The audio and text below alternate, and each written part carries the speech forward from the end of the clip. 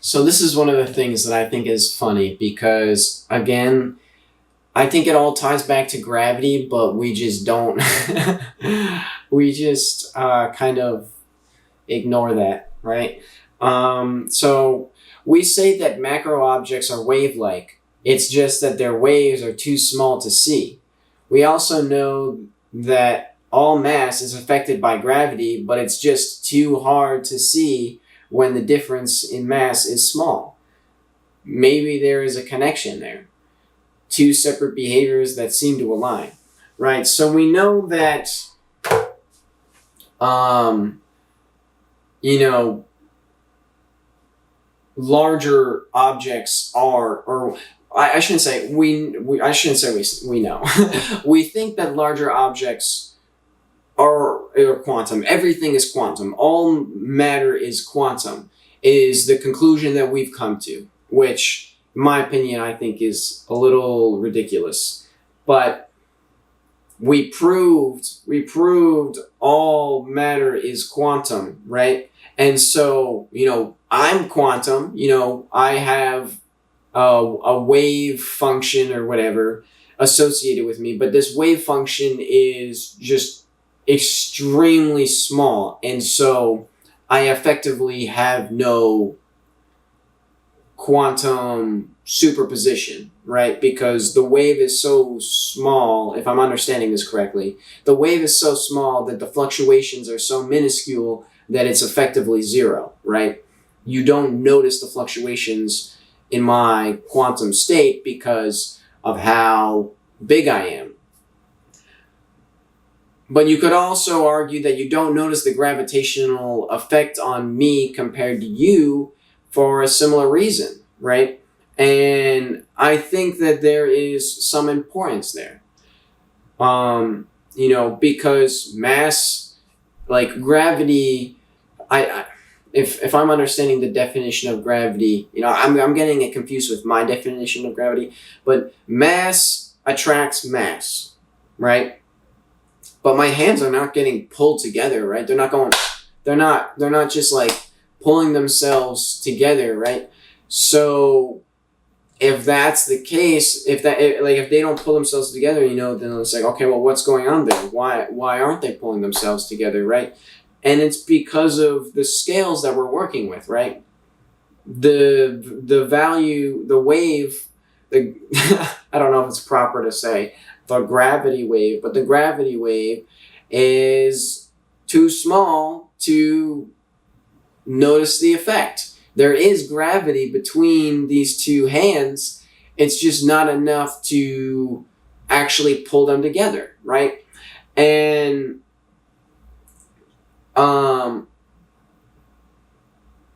I think that it's not a one-to-one comparison because one is saying, oh, it's too big, so its effect is really small. The other one is saying that, the difference in size is not big enough, and so it's really small.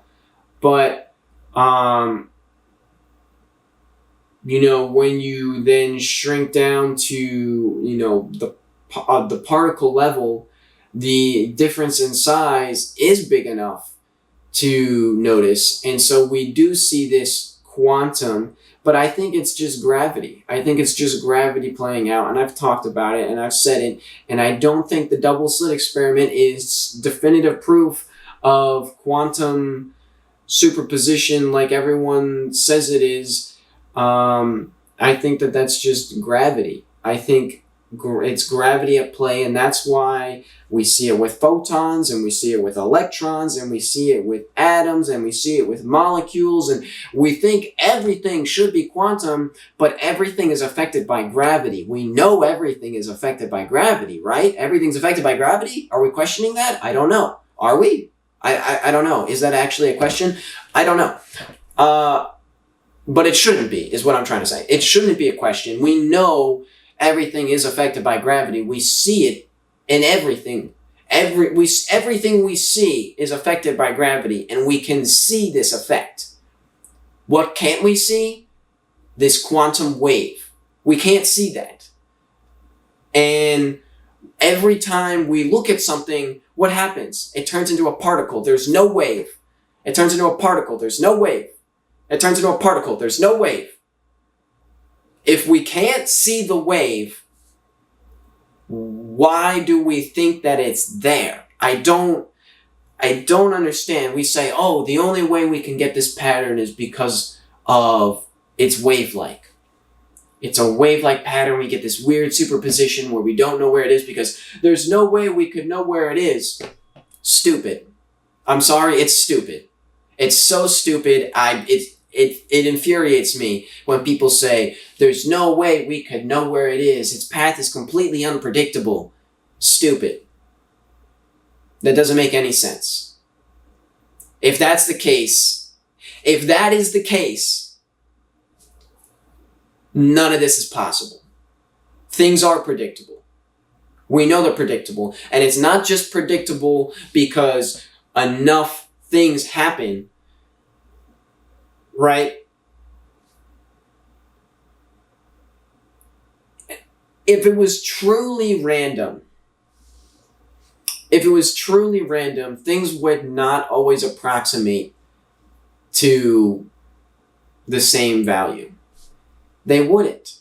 And I saw a video kind of explaining, because I did a talk where I was talking about polarization and what is the justification for 50% polarization.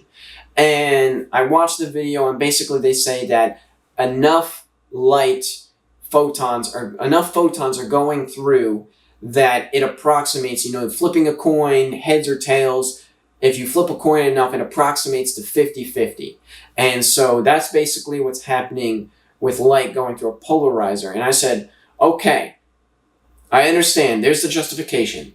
I understand that logic, but I still think it's wrong. I don't think, on the grand scale, for some things, yes, okay, that makes sense. But I don't think it's a logical justification for polarization. I don't think that we can say we don't know how things happen. We can only know how the culmination of things happens. I don't think that makes sense. I'm not saying that I know how to predict these things. I'm not saying that it's within our capabilities to actually observe and predict these things. But I am saying that they are not these random, I don't know what's going to happen scenarios.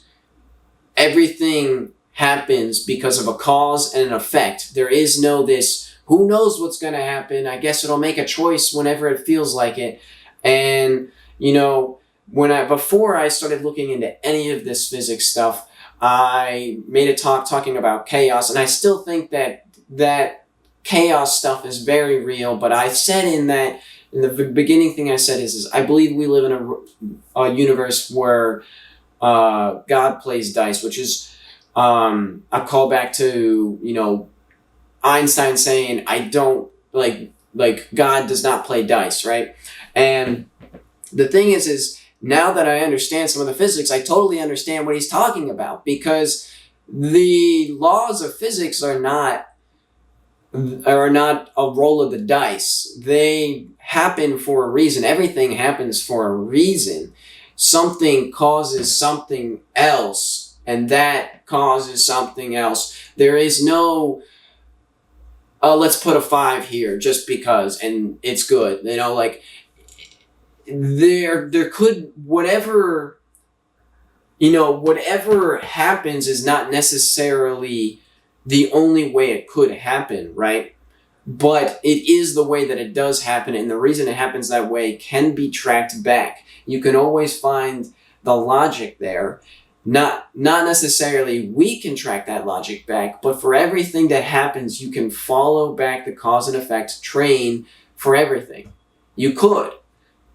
Not saying you should, because, at the end of the day, where does that really get you? It gets you nowhere, because you're just going to keep looking forever, and you'll never actually get an answer. But what I'm trying to say, I think, is that um, after actually looking into this stuff and thinking about it, I no longer see things the same way, because before I was just kind of taking what I was hearing for that's the way things are, and that's how it is. Yeah, things are kind of random, and I didn't really put any thought towards it. I was just kind of accepting that. But now I'm thinking, and that's the problem. That's the problem. Now I'm thinking, and maybe I've thought too much, because I realize just how little we know. But it's not all random. It doesn't make sense for it to be all random, because if the very small is all random, why is the very large not all random? Why can we see a cause and effect at our level and at the cosmological level? We can see a cause and effect, but when we look at the small, oh no, random. Who knows why? Who knows what it's going to be? Who knows? There's no way to know. We couldn't possibly. Stupid. There's no other way to say it. It's just wrong. There's no way. And it's not me being in denial. It's just there's no logical basis for it to suddenly switch over to this quantum state. There's no logic there. We just think that because someone said, well, this is probably how it is, and everyone said, okay, we'll get on that train. There's enough proof, your stuff works, you're predicting things. Just because you can predict stuff doesn't mean you have the right reason for why. Again, it all comes back to we don't have the right whys. We put this superposition, who knows, and we gave up all responsibility to figure that out. And I don't like that. I don't like that one bit.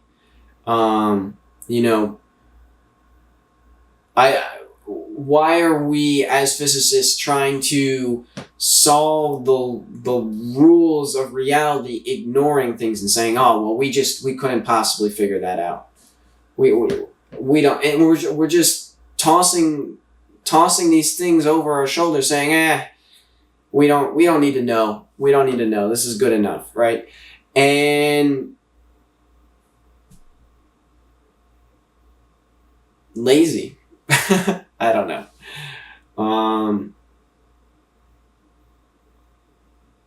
Yeah. Anyway, peace out.